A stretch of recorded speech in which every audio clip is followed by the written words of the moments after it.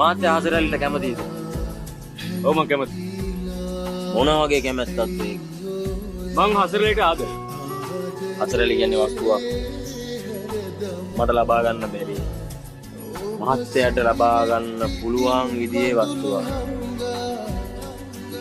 මහත්ය හසරැලිට අවංකයි නම් මම මගේ පණ දෙනවා මහත්යට. හැබැයි අවදාරි දවසක හසරැලිගේ හිත බිඳලා තිබ්බොත් මම මහත්යව මරනවා. ඔබ ගැන කල්පනියෙන්